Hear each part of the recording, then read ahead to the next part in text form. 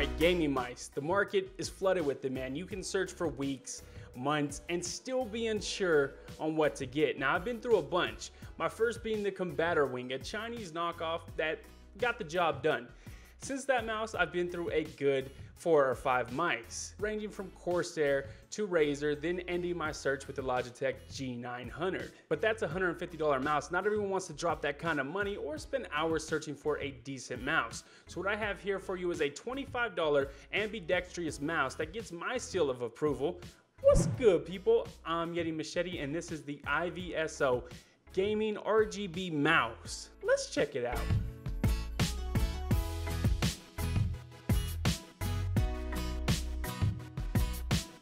Now, I'll be giving this mouse away when the video hits 100 likes. I'll pick a random winner from the comments down below. All right, so for $25, you can't expect much from a mouse. Cutbacks are going to have to be made. Where those cutbacks happen will either make or break the product. When buying a gaming mouse, you obviously want it to perform really well at gaming.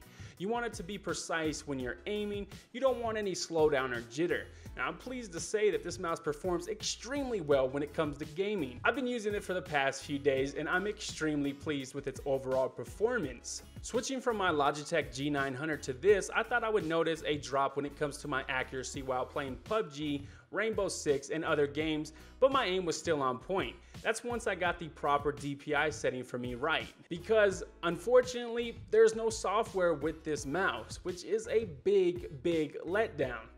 I want to be able to change my DPI to a specific number and see what it is. Same goes with color, man. This mouse does have RGB, but unfortunately, again, no software to control it. You get a button that allows you to cycle through the color effects, but you can't set it to a specific color.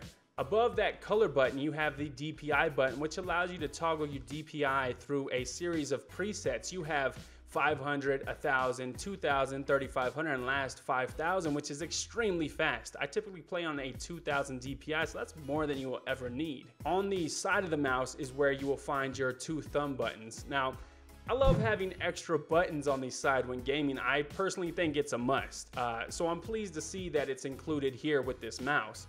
Now, like I said in the intro, this is a ambidextrous mouse, so lefties, you aren't left out here. If you are a lefty, you also have 2 thumb buttons on the side.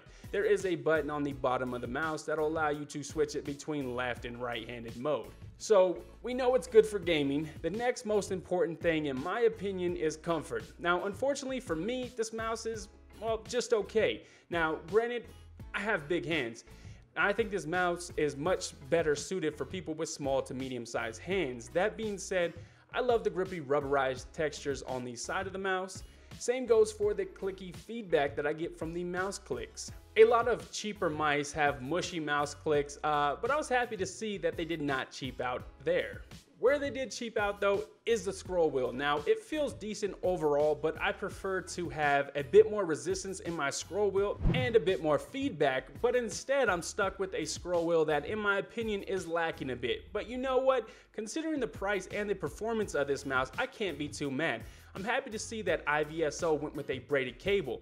I think it's definitely the standard now, and I think it's much better than a rubberized one. It will last much longer. Now, overall, this mouse is extremely well for the price. Now, if you have a bit more money to spend, I would recommend the Corsair M65 Pro RGB, but if you only have a small budget of around $25, you can't go wrong with this one. Sure, you don't get the added option of changing the weight of the mouse, and yes, it is lacking any sort of software, but the fact is they cut those things out to reduce the price and offer a good affordable mouse that won't let you down when it comes to gaming.